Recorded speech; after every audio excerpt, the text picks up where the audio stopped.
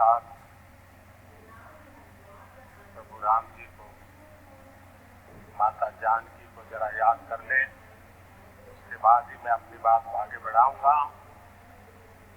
सियावर रामचंद्र की, सियावर रामचंद्र की जय सिया राम,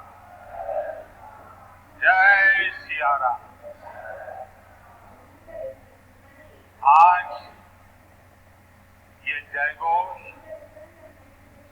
सिर्फ सिया राम की नगरी में ही नहीं सुनाई दे रहा, बल्कि इसकी गूंज पूरे विश्व भर में है। सभी देशवासियों को और विश्व भर में फैले करोड़ों करोड़ों भारत भक्तों को, राम भक्तों को आज के इस पवित्र अवसर पर कोटि कोटि बधाई।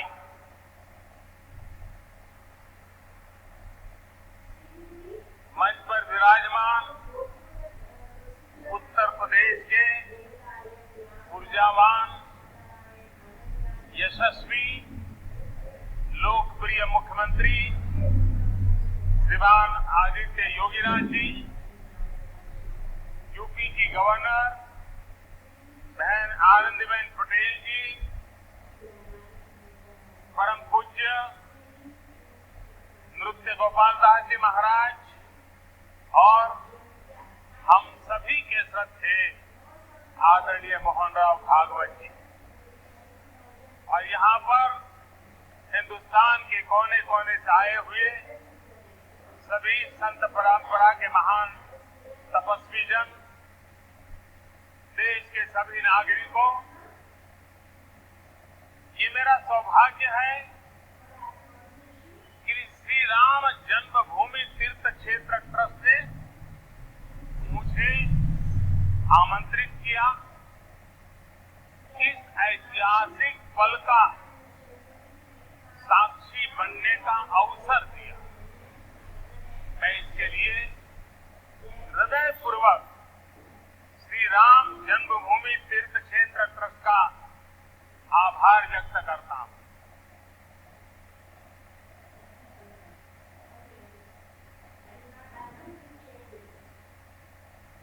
और आना बड़ा स्वाभाविक भी था, क्योंकि राम काज किनु बिनु मोहि कहां बिसरा।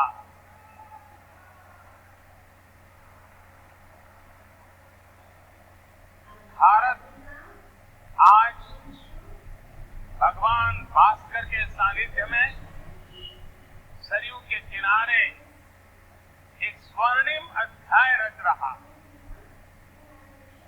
कन्याकुमारी से क्षीर भवानी तक, कोटेश्वर से कामाख्या तक, जगन्नाथ से केदारनाथ तक, सोमनाथ से काशी विश्वनाथ तक, समेत शिखर से श्रवण बेलगोला तक, बोध गया से सारनाथ तक, अमृतसर साहब से पटना साहिब तक, अंडमान से अजमेर तक, लक्षद्वीप से लेह तक, आज पूरा भारत राममय है। पूरा देश रोमांचित, हर मन दीपमय है। आज पूरा भारत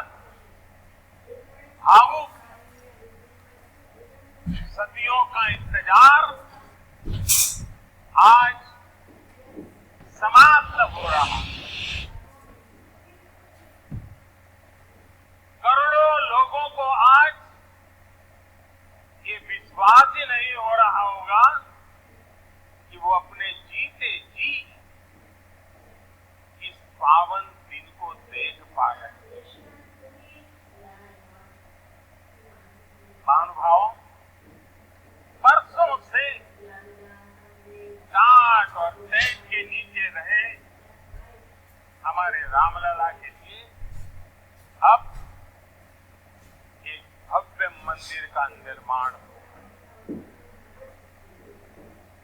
टूटना और फिर उठ खड़ा होना सदियों से चल रहे इस व्यतिक्रम से राम जन्मभूमि आज मुक्त हुई है।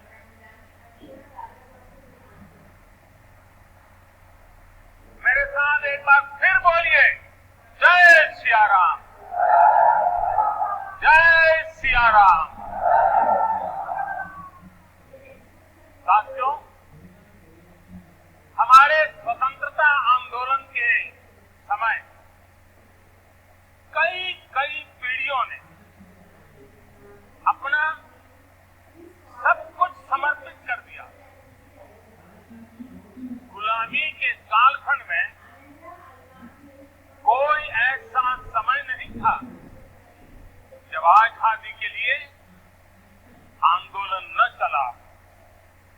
देश का कोई भूभाग ऐसा नहीं था जहां आजादी के लिए बलिदान न दिया गया। 15 अगस्त का दिन उस अथाह तप का लाखों बलिदानों का प्रतीक है। स्वतंत्रता की उस उत्कंठ इच्छा, उस भावना का प्रतीक। ठीक उसी तरह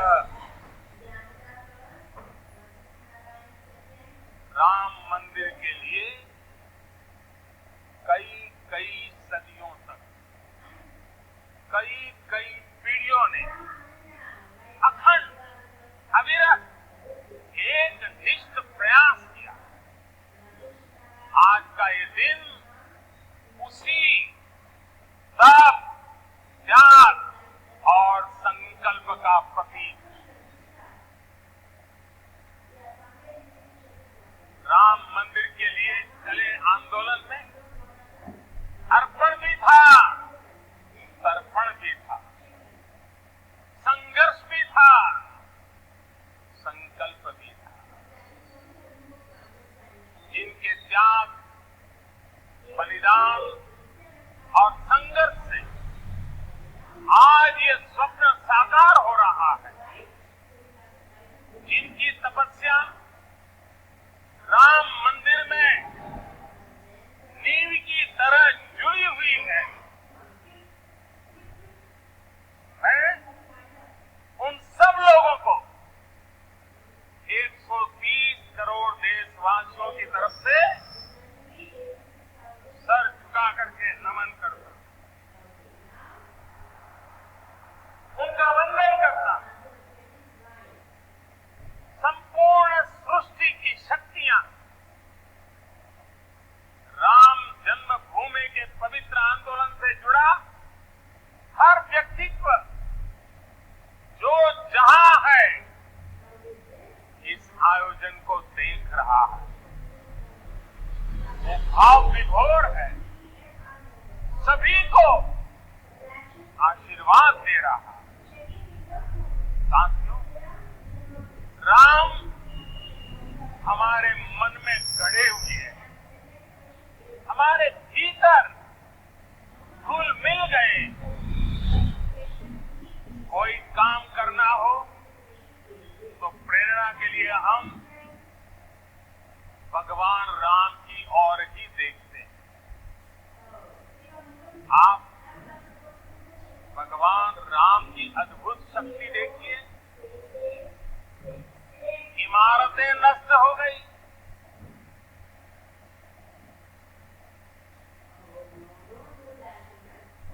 क्या कुछ नहीं हुआ?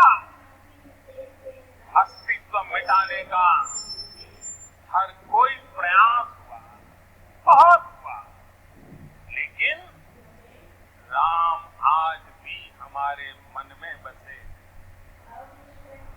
हमारी संस्कृति के आधार है। श्री राम भारत की मर्यादा, श्री राम मर्यादा पुरुषोत्तम है। इसी आलोक में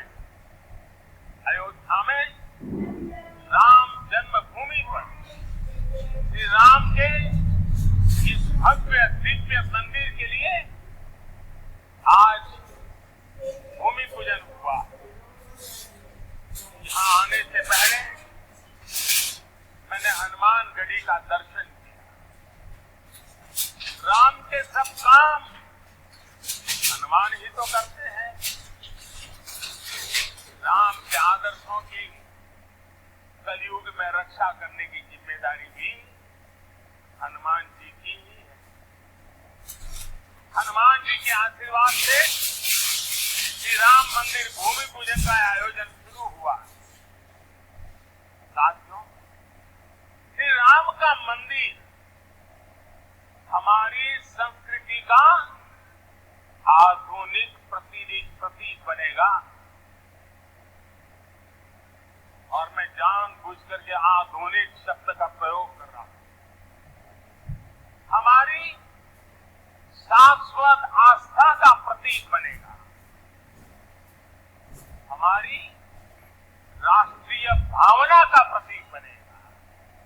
और ये मंदिर करोड़ों करोड़ लोगों की सामूहिक संकल्प शक्ति का भी प्रतीक बनेगा।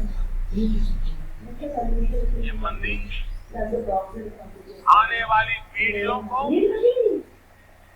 आस्था, श्रद्धा और संकल्प की प्रेरणा देता रहेगा। इस मंदिर के बनने के बाद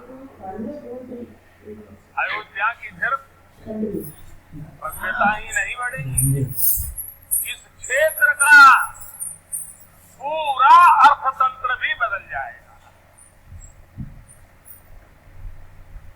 यहाँ हर क्षेत्र में नए अवसर बनेंगे।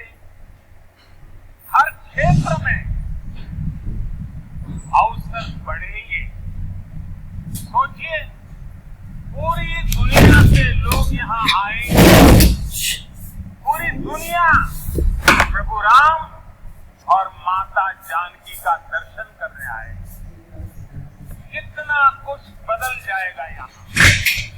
साथियों, राम मंदिर के निर्माण की प्रक्रिया राष्ट्र को जोड़ने का उपक्रम है। ये महोत्सव है विश्वास को विद्यमान से जोड़ने का, नर को नारायण से जोड़ने का, लोक को आस्था से जोड़ने का, वर्तमान को अतीत से जोड़ने का और स्व को संस्कार से जोड़ने का। आज के इस ऐतिहासिक पल युगों युगों तक, दिगंत तक भारत की कीर्ति पताका फहराते रहेंगे। आज का ये दिन करोड़ों राम भक्तों के संकल्प की सत्यता का प्रमाण है। आज का ये दिन सत्य, अहिंसा, आस्था और बलिदान को न्याय प्रिय भारत की एक अनुपम भेंट है। कोरोना से बनी स्थितियों के कारण भूमि पूजन का ये कार्यक्रम अनेक मर्यादाओं के बीच हो रहा। श्री राम के काम में मर्यादा का जैसा उदाहरण प्रस्तुत किया जाना चाहिए, देश ने वैसा ही उदाहरण प्रस्तुत किया। इसी मर्यादा का अनुभव हमने तब भी किया था जब मानवीय सर्वोच्च न्यायालय ने अपना ऐतिहासिक फैसला सुनाया था। हमने तब भी देखा था कि कैसे सभी देशवासियों ने शांति के साथ सभी की भावनाओं का ध्यान रखते हुए व्यवहार किया। आज भी हम हर तरफ वही मर्यादा देख रहे हैं।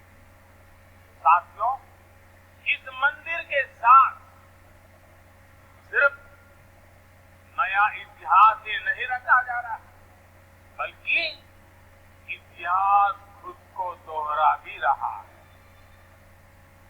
जिस तरह गिलहरी से लेकर वानर और केवट से लेकर वनवासी बंधुओं को भगवान राम के विजय का माध्यम बनने का सौभाग्य मिला,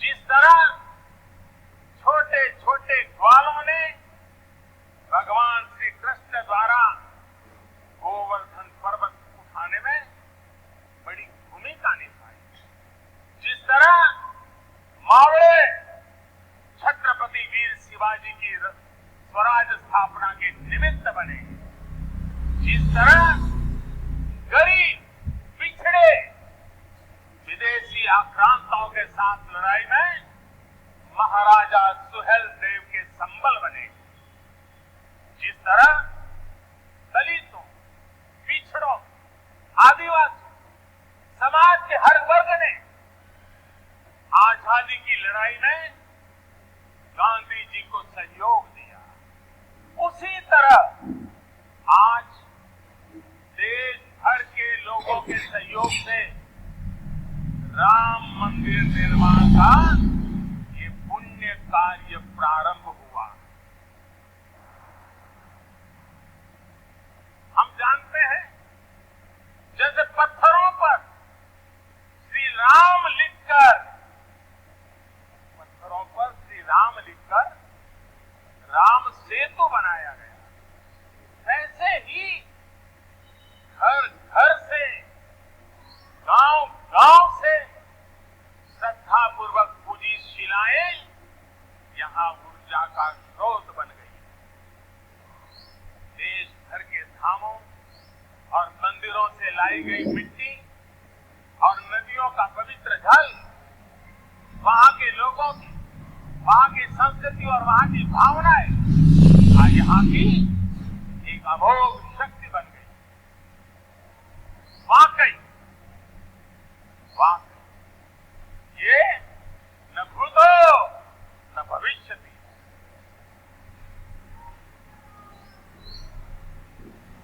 भारत की आस्था, भारत के लोगों की सामूहिकता और इस सामूहिकता की अमोघ शक्ति पूरी दुनिया के लिए अध्ययन का विषय है, शोध का विषय है। साथियों, श्री रामचंद्र को तेज में सूर्य के समान, क्षमा में पृथ्वी के तुल्य, बुद्धि में बृहस्पति के सदस्य और यश में इंद्र के समान माना गया।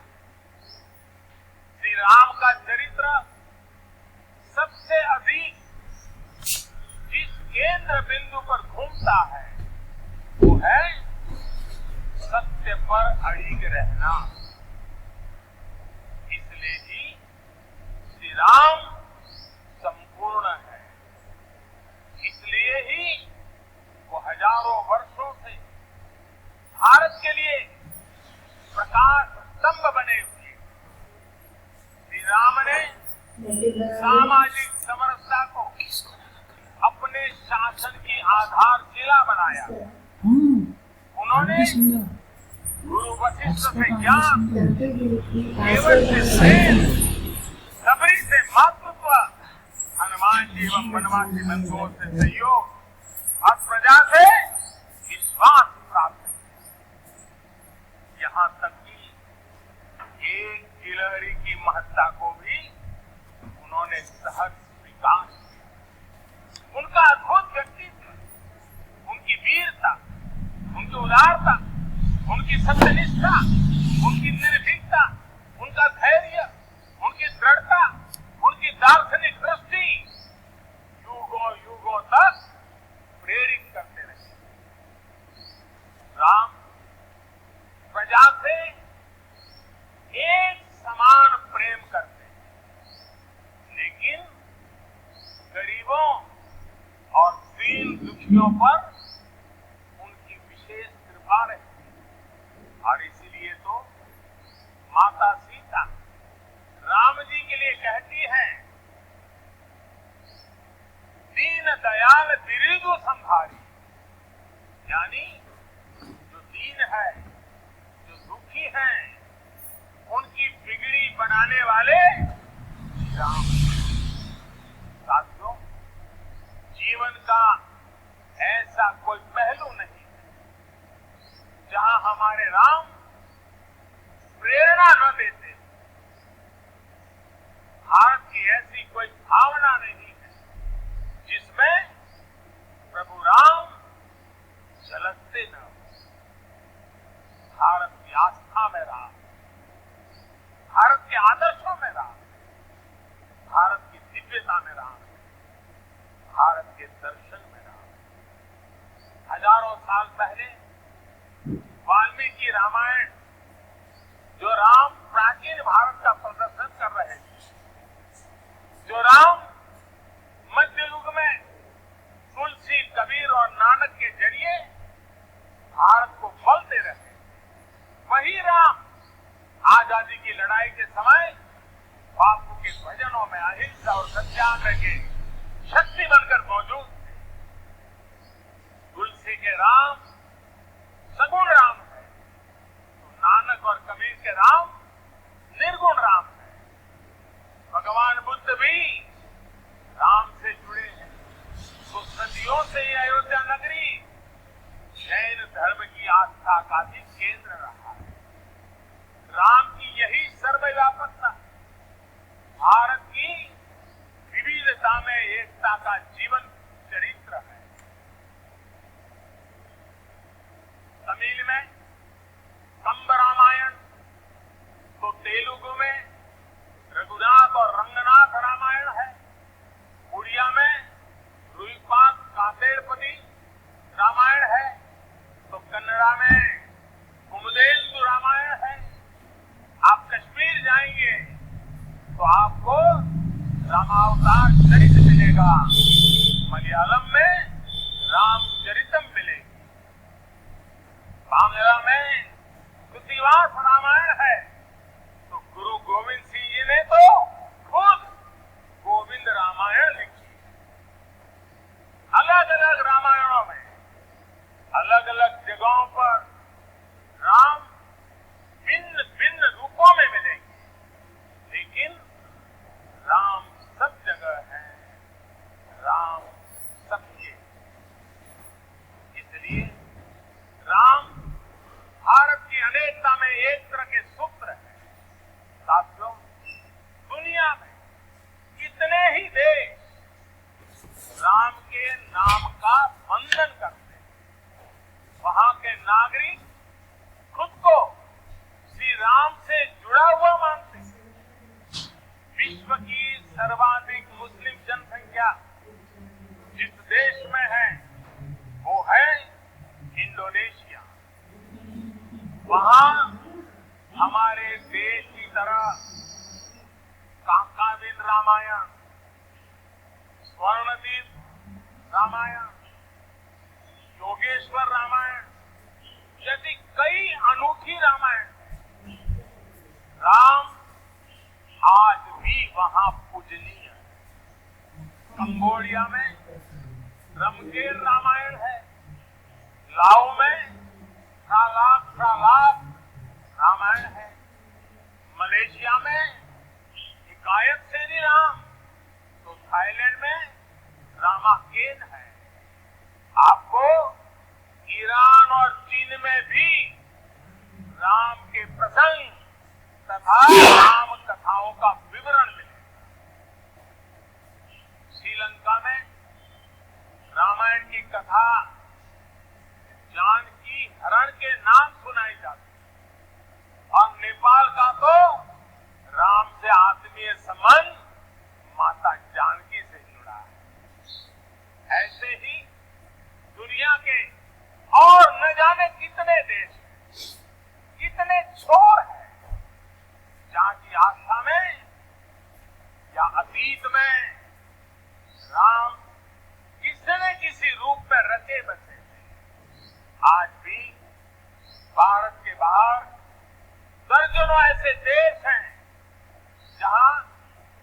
वहाँ की भाषा में राम कथा आज भी प्रचलित है।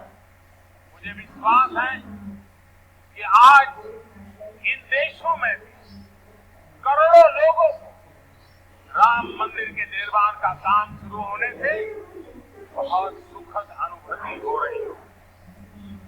आखिरकार राम सबके हैं, राम सब में। साथियों, मुझे विश्वास है कि श्री राम के नाम की तरह ही अयोध्या में बनने वाला भव्य राम मंदिर भारतीय संस्कृति की समृद्ध विरासत का द्योतक होगा। मुझे विश्वास है कि यहाँ निर्मित होने वाला राम मंदिर अनंत काल तक राम मंदिर का संदेश, हमारी हजारों सालों की परंपरा का संदेश कैसे पूरे विश्व तक निरंतर पहुंचे, कैसे हमारे ज्ञान, हमारी जीवन दृष्टि से विश्व परिचित हो, ये हमारी वर्तमान और हमारी भावी पीढ़ियों की विशेष जिम्मेदारी है। इसी को समझते हुए आज देश में भगवान राम के चरण जहां जहां पड़े वहां राम सर्किट का निर्माण किया जा रहा है। अयोध्या तो भगवान राम की अपनी नगरी है। अयोध्या की महिमा तो खुद प्रभु श्री राम ने कही है। जन्मभूमि मम पुरी सुहावनी। यहाँ राम कह रहे हैं मेरी जन्मभूमि अयोध्या अलौकिक शोभा की नगरी। मुझे खुशी की आज प्रभु राम की जन्मभूमि की भव्यता दिव्यता बढ़ाने के लिए कई ऐतिहासिक काम हो रहे हैं। साथियों, हमारे यहाँ शास्त्रों में कहा गया है न राम सदस्य राजा पृथ्व्याम नीतिवान अभूत, यानी कि पूरी पृथ्वी पर श्री राम के जैसा नीतिवान शासक कभी हुआ ही नहीं। श्री राम की शिक्षा है नहीं दरिद्र को दुखी न दीना, कोई भी दुखी न हो, गरीब न हो। श्री राम का सामाजिक संदेश है बहुश्च नर नारी कहा समाज उत्सव शोभित। नर नारी सभी समान रूप से सुखी हो, वह नहीं। श्री राम का निर्देश है कच्चित दे दयती है सर्वे है कृषि गोरक्ष जीविना। किसान पशुपालक सभी हमेशा खुश रहे। श्री राम का आदेश है कच्चित वृद्धांच बालांच वैद्यान मुखान राघव त्रिभिः ऐसे बुभूषते। बुजुर्गों की, बच्चों की, चिकित्सकों की सदैव रक्षा होनी चाहिए। ये कोरोना ने हमको बराबर सिखा दिया है। श्री राम का आह्वान है जो सभित आवाज सरनाई रखी हूं ताही प्राण की नाई।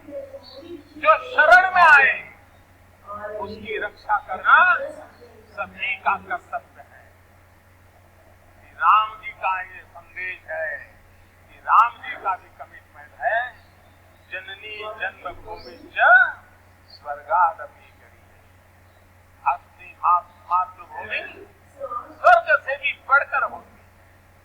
और भाइयों बहनों, ये भी श्री राम की नीति है।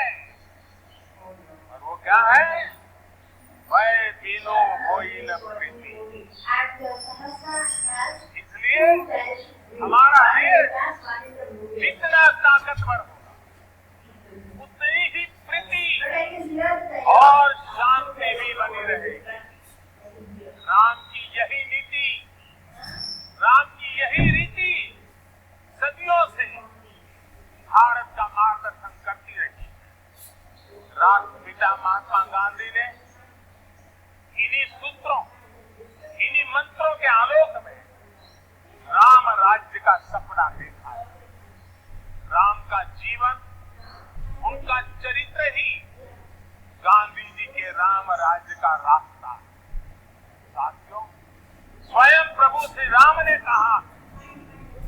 देश काल अवसर अनुहारी, बोले वचन विनित विचारी। अर्थात राम समय, स्थान और परिस्थितियों के हिसाब से बोलते हैं, सोचते हैं, करते भी। राम हमें समय के साथ बढ़ना सिखाते हैं,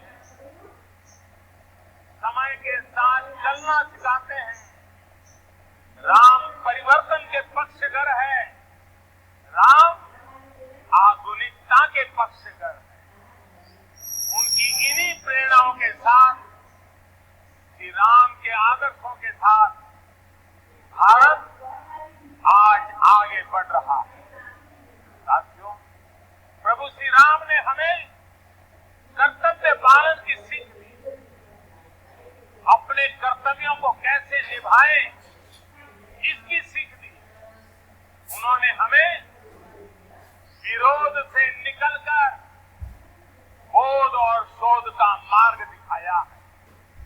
हमें आपसी प्रेम और भाईचारे के जोड़ से राम मंदिर की इन शिलाओं को जोड़ना है। हमें ध्यान रखना है, जब जब मानवता ने राम को माना है, विकास हुआ है। जब जब हम भटके हैं, विनाश के रास्ते खुले। हमें सभी की भावनाओं का ध्यान रखना, हमें सबके साथ, सबके विश्वास से सबका विकास करना, अपने परिश्रम, अपनी संकल्प शक्ति से एक आत्मविश्वासी और आत्मनिर्भर भारत का निर्माण करना। साथियों, तमिल रामायण में श्री राम कहते हैं, कालम तान इन इनुम इरितो ओलाम। भाव ये कि अब देरी नहीं करनी है, अब हमें आगे बढ़ना है। आज भारत के लिए भी, हम सबके लिए भी भगवान राम का यही संदेश है। मुझे विश्वास है हम सब आगे बढ़ेंगे, देश आगे बढ़ेगा। भगवान राम का ये मंदिर युगों युगों तक मानवता को प्रेरणा देता रहेगा, मार्गदर्शन करता रहेगा। वैसे कोरोना की वजह से जिस तरह के हालात हैं, प्रभु राम का मर्यादा का मार्ग आज और अधिक आवश्यक है। वर्तमान की मर्यादा है 2 गज की दूरी, मास्क है जरूरी। मर्यादाओं का पालन करते हुए सभी देशवासियों को प्रभु राम, माता जानकी स्वस्थ रखे, सुखी रखे, यही प्रार्थना है। सभी देशवासियों पर माता सीता और श्री राम का आशीर्वाद बना रहे। इन्हीं शुभकामनाओं के साथ सभी देशवासियों को एक बार फिर कोटि कोटि बधाइयां। मेरे साथ पूरे भक्ति भाव से बोलिए, सियापति रामचंद्र की, सियापति रामचंद्र की, सियापति रामचंद्र की। बहुत बहुत धन्यवाद। हम अपने